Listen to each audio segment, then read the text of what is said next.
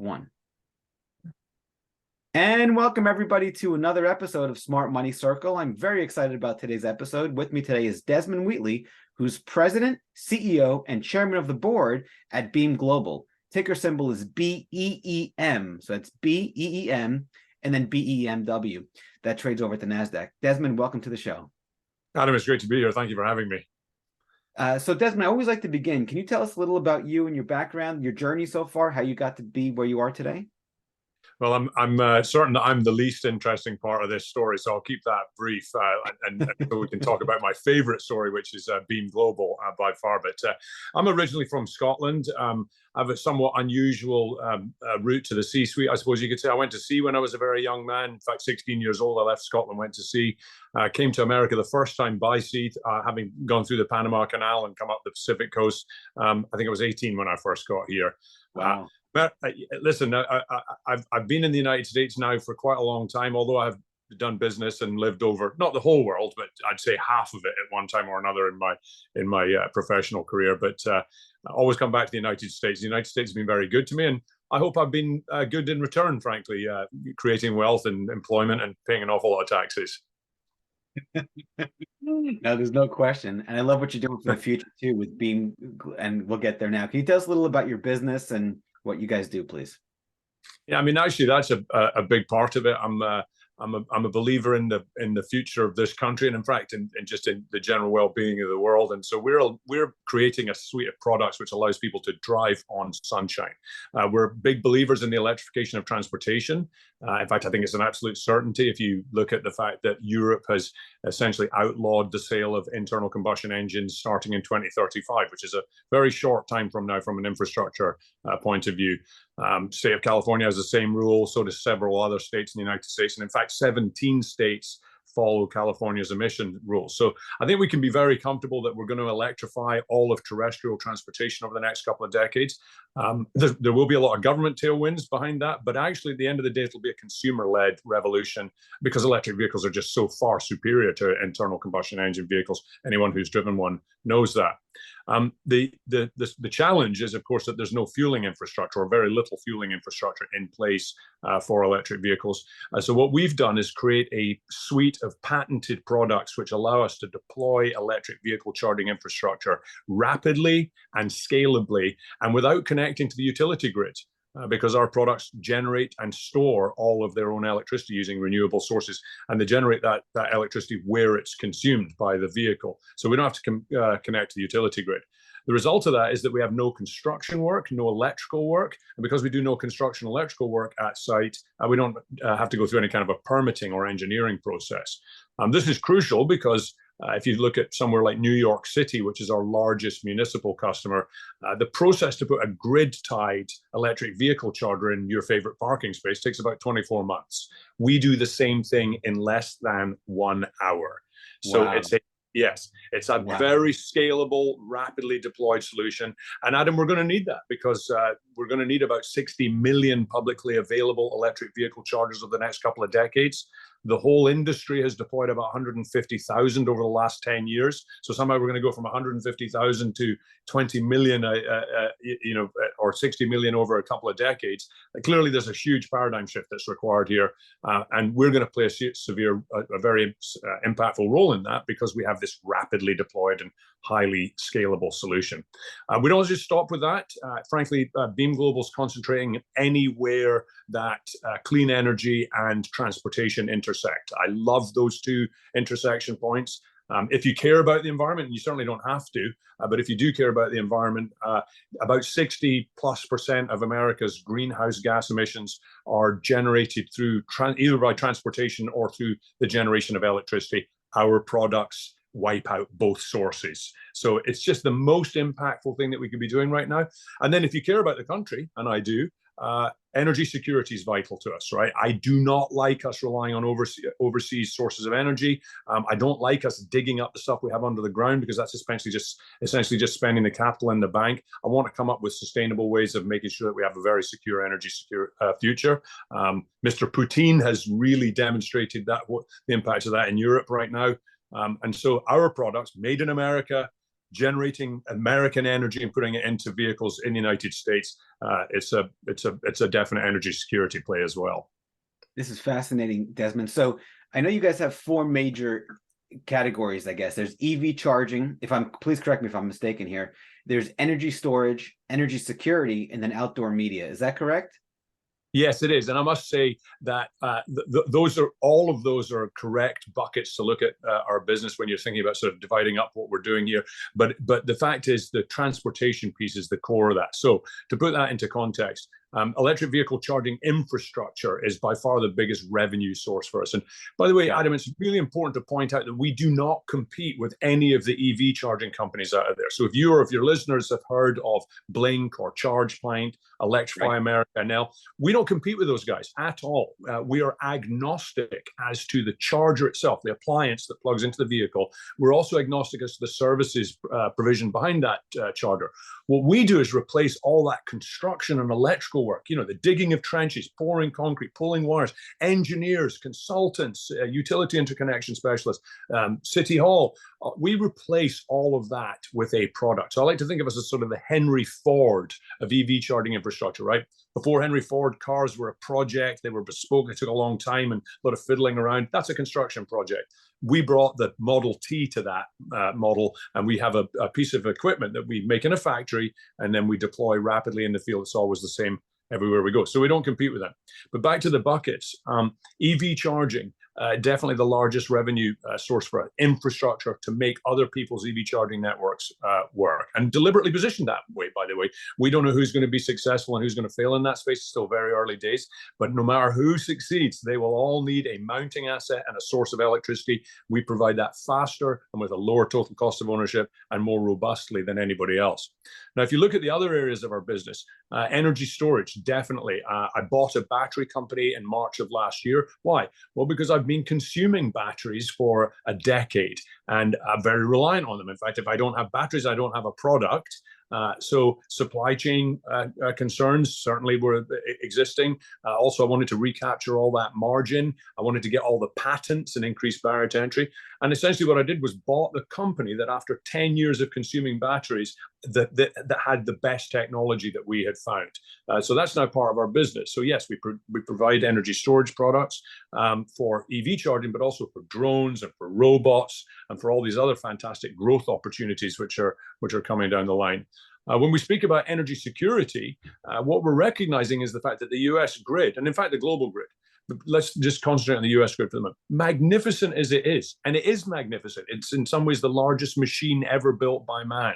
I have a great deal of respect for the grid, but it's prone to blackouts and brownouts and centralized failure points. A hurricane, we know the Chinese have hacked into the grid, the Russians, the Iranians, all of them have hacked into the grid, but also just local kinetic attacks. Somebody driving a truck in or firing a rifle at a substation can take out sections of the grid. Our products are immune to those sorts of activities. We don't stop charging electric vehicles. Remember, we're charging police cars, for example, in New York City, or the US Army is our customer, the Marine Corps is our customer. They have to keep fueling those vehicles, even during a blackout or a brownout, and our products definitely do that.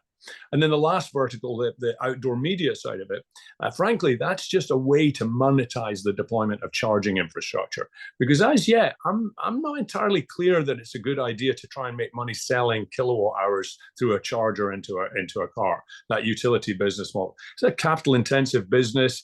Utilization rates are terribly dependent upon all of these things. We really like the idea of actually giving the electricity away for free and then finding other much more impressive and innovative ways of monetizing the infrastructure. Think of the electricity as ketchup in a steak restaurant.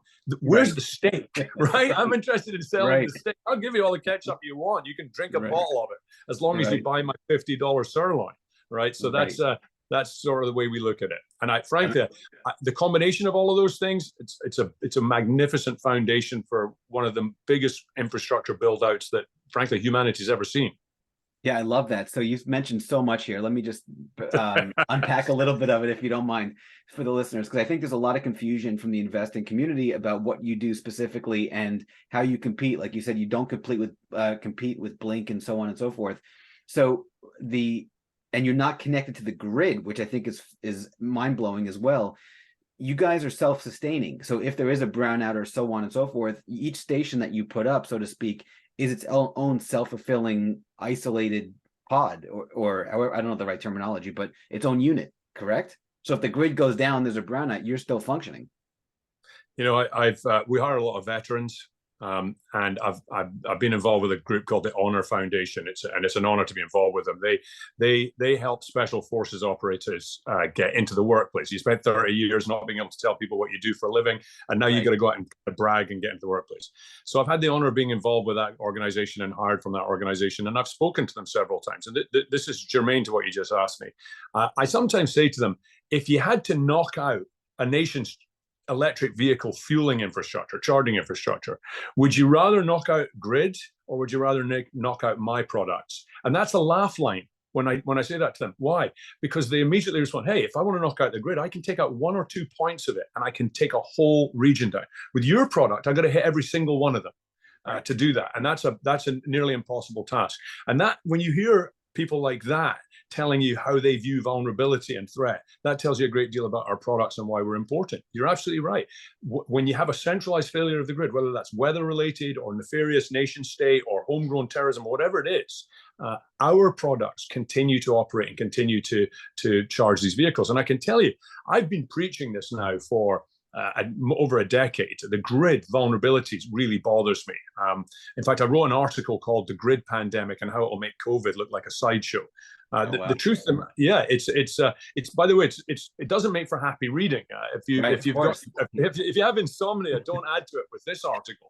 And these are not my opinions. All I did is just do the work for you. I just gathered together a bunch of government data and a bunch of other data from utilities and point out how incredibly vulnerable the grid is. And so it's very important that we have charging infrastructure which is immune to that, because while today a blackout means lights are out, it might be romantic if you're at home. It's just annoying and expensive at business. But when when electricity is fuel, this becomes catastrophic. And as I said, the first sort of 8 to 10 years that I talked about this, people used to roll their eyes at me. Now I can tell you that in Washington, D.C., where 2 years ago I couldn't get a junior staffer to call me back, now I've got senators and congressmen calling me, asking me what to do about this. They're now talking about having about 25% of all our charging infrastructure off grid, locally generated, locally stored electricity, to get away from precisely these vulnerabilities. And I'll tell you what, that's a very wise idea. Maybe not enough. Yeah, no question. So you guys provide for transportation. Are you able to provide for residential, commercial, industrial in the future as well, or just stick with transportation?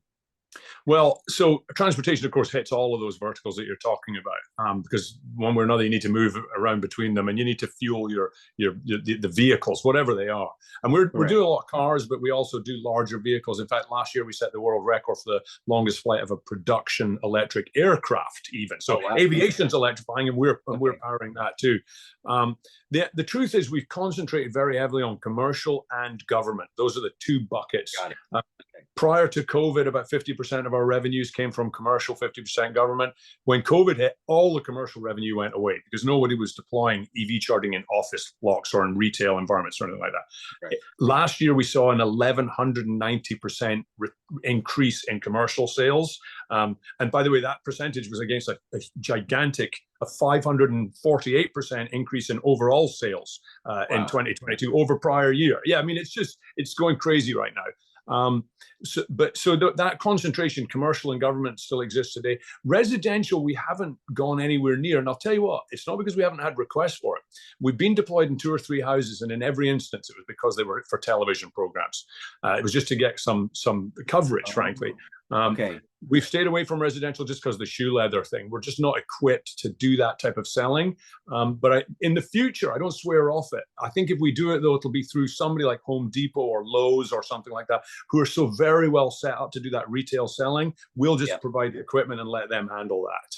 I love that. That's wonderful. Okay, thank you for that. So competitive advantages, we've discussed a lot. Anything else that you want to share before we move on? Because I want to make sure I address everything. You know, as this song goes, if you can make it in New York, you can make it anywhere. And I'm paraphrasing slightly. So let's just use New York City as a good example, right? Because they're our largest municipal customer. They're not our largest customer. U.S. Army is our largest customer, but New York's a really great use case because it describes our competitive advantages pretty much across the board. And if I may, I'm just going to take you through the 4 or 5 things that makes New York buy our product instead of digging the trenches. And again, to be clear, New York City is on the ChargePoint charging network. So we're not competing with ChargePoint. We're just enabling ChargePoint's chargers in New York City. Now, a couple of things. In New York City, it takes an average of 24 months to go through zoning, environmental impact, permitting, engineering, construction, electrical work, utility interconnect. 24 months to go from an initial meeting like you and I are having now to charging a vehicle in a parking space in New York City. That's the process that we're looking at. Okay. We do the same thing in under 1 hour. So if New York's planning to put new charging infrastructure in a location, they can go through a 24-month process, or we can deploy for them in less than 1 hour with no on-site disruption or anything else. So speed to deploy is huge because we're going to need this massive ramp up in the next few years. Then there's cost. It costs something like $2,000 a linear foot, the length of your shoe, to dig a trench and return it to asphalt with cables in it in New York City. So you got 100 feet, got a couple $100,000 just in trenching alone. You haven't bought any electricity, you haven't installed the charger or anything else like that. So you can buy 3 of our mainstay EV ARC products for that. Each of them is capable of charging as many as 6 cars at the same time. So it's like 18 chargers for the same price as a trench to go 100 feet in New York City. So that's the next piece. Then there's capacity. Turns out that Con Ed, the provider there, doesn't have a sufficient capacity to provide for all the electrification of transportation. In fact, if you've been in New York in August, you'll know that they don't have capacity for current load because when everyone turns up their air conditioning, Con Ed turns the power off, brownouts and stuff like that. We're immune to that. So we solve that problem for them entirely. And then there was that last one that I talked about, which is vulnerability. New York knows they're a target, tragically, but they are. They know the grid's a target. And so we solve for that problem. We'll keep the police cars running, etc., during those types of events. And then I guess the last one, if you really care about it, is you're driving on sunshine, right? It's hard to get cleaner and greener than that. And New York does care about that. It's a big reason they're electrifying their fleets, not just to save the taxpayer money, it's also to reduce their emissions and everything. And you can't get cleaner than driving on locally produced sunshine. So if you look at those 4 or 5 items and you compare that to a grid tied to the same ChargePoint charger on a lump of concrete with a trench and a wire and a utility bill, our electricity's free forever, all of those sorts of things. If you look at all those, you've just figured out what our competitive advantage is. And there just isn't anyone else doing this. And we have a lot of patents covering the vital and profound aspects of our products. No, I love that. So let's shift a little bit of the conversation. Let's speak about risk, Desmond. As a leader, CEO, you've built, you came to the country, great American dream story here, success story. How do you handle risk, and what mistakes do you see people make with respect to risk management? And thank you, by the way. As I said earlier, America's been very good to me. And all you can do as an immigrant when you come to this country is if the country's good to you, you just got to try and be as good as you can back, And I think that my position at Beam allows me to do that more than anything I've ever done in my life, because as I say, we're now involved in cleaning up the environment, if you care about that. We're generating wealth. We're employing a lot of people, and a lot of them veterans and disabled workers and others who deserve a seat at the table that they don't always get. Hey, Adam, we're a meritocracy. But we seek out merit in places that I think others fail sometimes to look for it. And then, of course, we're playing a vital role in energy security. And as I said, I believe that our energy infrastructure may be our greatest vulnerability. I love America. I know we make mistakes, and we have done, but I think if you look at all the other options for global supremacy right now, I'm really praying for another American century, and I'm going to do everything I can to contribute to that. To risk. There's not enough of it. That's the key thing I would say to you about that. America is the great nation that it is today because it has been a nation of innovators and risk takers. I come from post-Second World War Scotland, where I can tell you that by the time I was, getting ready to graduate high school, which I did a couple of years earlier than most people, there was an anti-risk sentiment, terrible anti-risk. In fact, what they call tallest poppy syndrome, right? The minute you stick your head above the crowd because you're doing something, everybody just wants to cut you down. I think it's much better there now. But let's get back to America. This was a nation of risk takers, of innovators.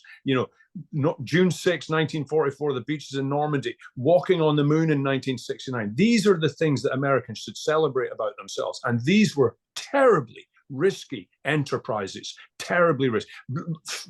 Eisenhower, before the Normandy invasion, sat down and wrote 2 letters. One was we succeeded and it's been a great success, and the other one was we failed and we're probably going to lose the war. Right. I mean, how would you like to roll those dice, right? Seriously. But he did it, and as a result of that, the world's a much better place. What I'm observing now is that we are increasingly trying to remove all the risk from just about everything that we do, either through regulation, legislation, or just our own sort of fear of words like liability and all these other things that we're trained to think are more important than advance. And the thing is, they aren't. And so what I would say to anybody listening to this is take risk. That's what made the country great. That's what all progress comes from. You don't get any progress without risk. There will be failure. Celebrate it, learn from it, come back again, and do the thing better than the next time around. And if we're going to have another century of American leadership, we better not give up our love of risk and innovation. Far from being afraid of it, we should embrace it, and we should celebrate those that take those risks. And by the way, I'm not talking about recklessness. Obviously, recklessness doesn't play a role in this. You need to be informed. You need to do the hard work. You need to think about the results of your actions, but take the risks. Otherwise, we go nowhere. No question. I couldn't agree with you more. I love that. Okay, how about timeless lessons you've learned along the way, Desmond, that you'd like to share with the audience, please? Well, I mean, I think it comes back to that. There's a couple of things. I used to have in my rumble and tumble days, when I was out at sea, I used to have a thing I called last man standing theory, which was sometimes all you had to do to win was be the last man standing. So I think tenacity is a timeless lesson. Interrogate everything.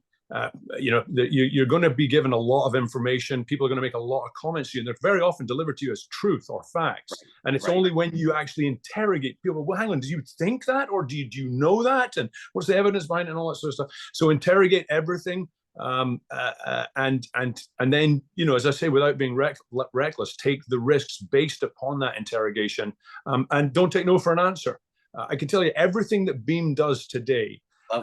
Someone told us was impossible. You can't generate enough value. You can't drive on sunshine. What about at nighttime? Well, we have batteries for nighttime.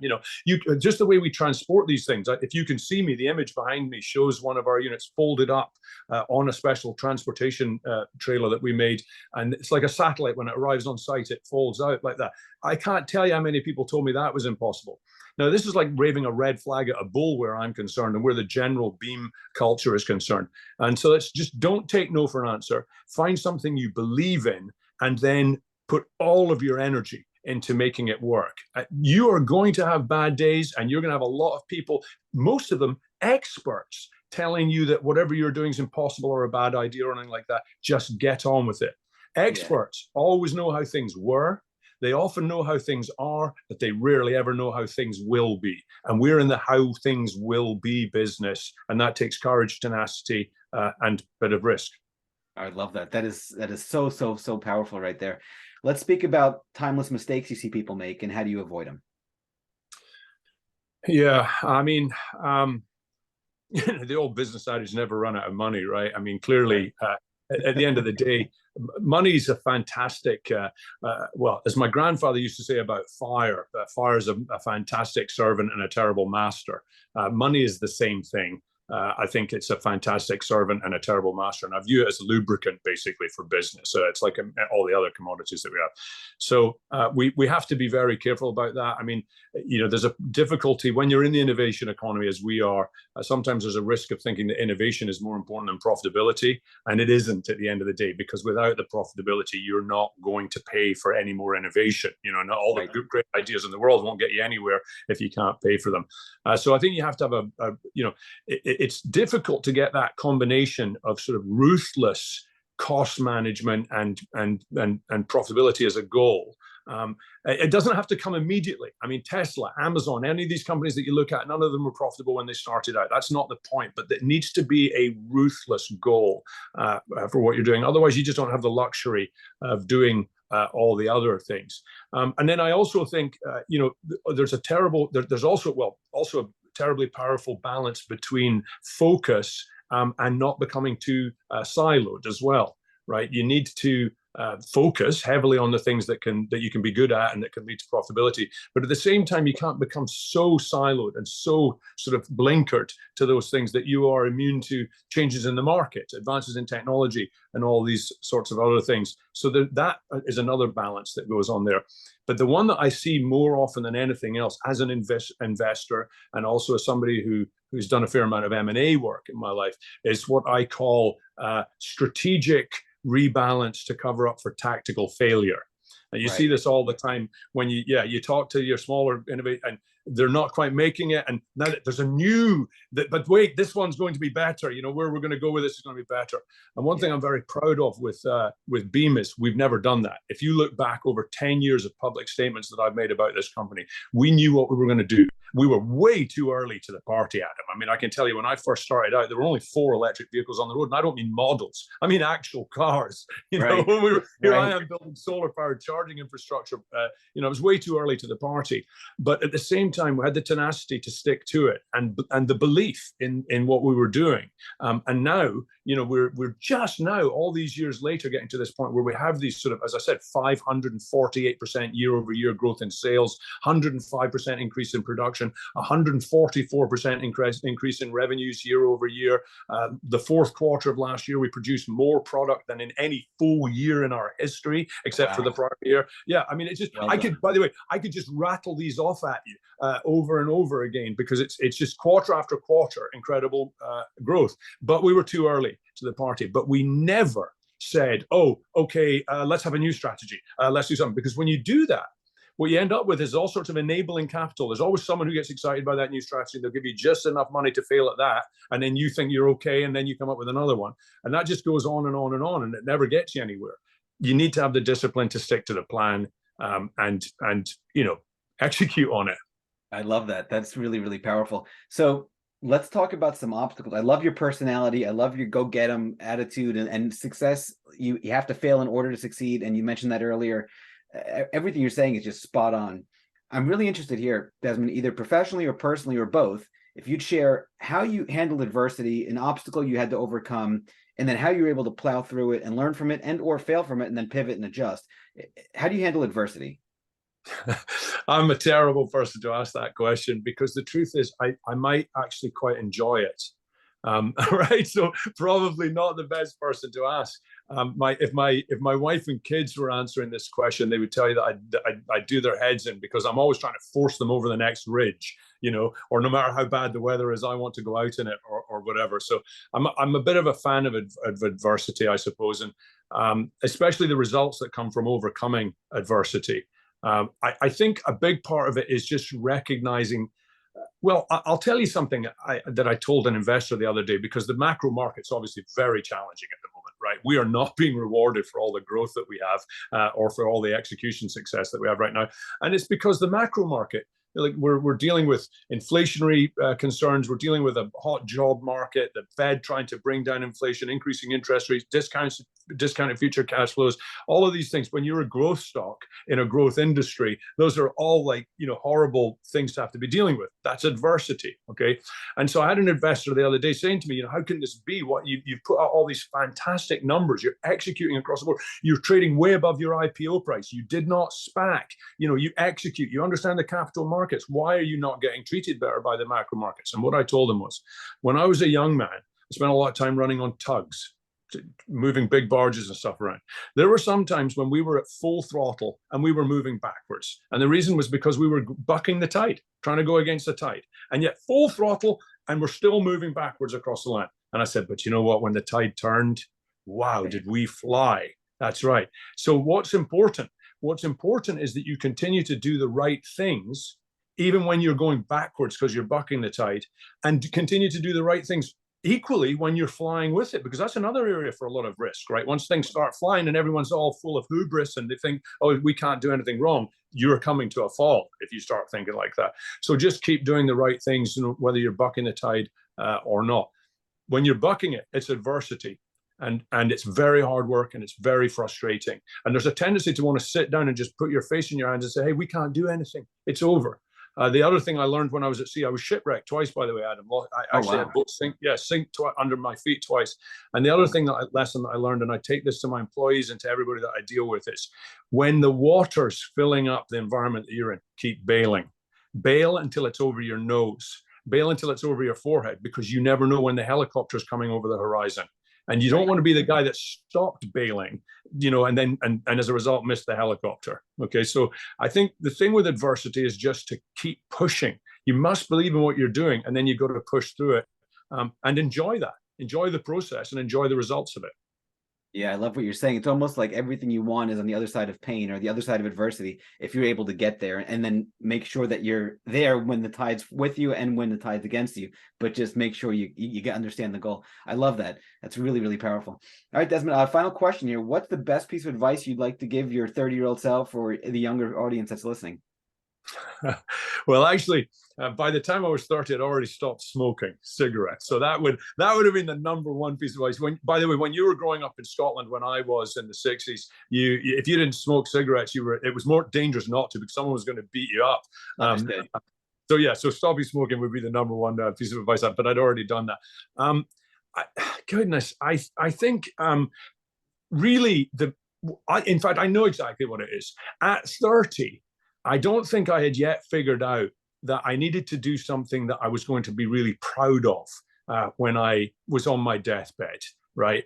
And I was really interested in, I loved America, I loved the opportunities here. And for me, it was all about wealth accumulation and being in charge of stuff and all that sort of stuff. But the one thing I hadn't keyed into was that no matter whether I was making money or growing something, it needed to be in something that I was going to feel fiercely proud of as an old man. And I can tell you something now. I can come home in the evening and say, hey, Beam Global had a good day, to my kids who are going to inherit this magnificent blue orb that we're all floating around on. And when I tell them that Beam Global had a good day, what I'm saying is Beam Global had a good day, our employees had a good day, our shareholders had a good day, our customers had a good day, the state of California, the United States, and the globe had a good day. Yeah, the whole thing. And even saying it to you right now, the hairs on my forearms are standing up, and that I take it very, very seriously. It's very important to me. So at the end of the day, I would have told my 30-year-old self sooner than you did, because believe me, I was a corporate polluting asshole. I did a whole bunch of stuff. I was in the Middle East for a long time, helping people I wish I hadn't helped. I did a whole bunch of stuff that I wish I hadn't done, honestly. I mean, no, I wouldn't say I regret it because it led me to this point, but nevertheless, at 30, I wish I'd concentrated sooner on something that I would be very proud of, as well as something, and proud of for the right reasons, because it's me, I used to run a local Boy Scout group, and I used to tell the kids, listen, there's only one thing I need you to remember from me, and that is that you should leave everything, everybody, and everywhere a little bit better than you found it. Because if 7 or 9 billion people on the planet do that, compounding effect, before you know it, we've solved the world's problems in about 25 minutes, right? No question, seriously. Desmond, that's just beyond awesome. I love what you're saying there. It's almost like think of a higher goal or serve the greater good. Make sure you're proud of what you're doing and put everything in context, where instead of looking at it like me, get yourself out of the equation for a second and look at it from your future self, and on your deathbed or fast forward 50 years, are you proud of what you're doing and the legacy you've left behind? That is so incredibly powerful. So profound. Me didn't put Americans on the moon. Me did not get them up the beach in Normandy. Seriously. Yeah, it's great to make money, and profitability, money, that's really, there's nothing wrong with that. It just needs to be a way of keeping score on the really big important things you're doing, rather than the only goal. Yeah, no question. Desmond, we're going to leave it at there. Thank you so much for your time. Investors, you can get a hold of Beam. It's BEEM and then BEEMW. You can learn more at beamforall.com. And Desmond, hopefully we'll have you on again soon. This was a really, really fantastic interview. I'm looking forward to it, Adam. Thanks so much for the opportunity.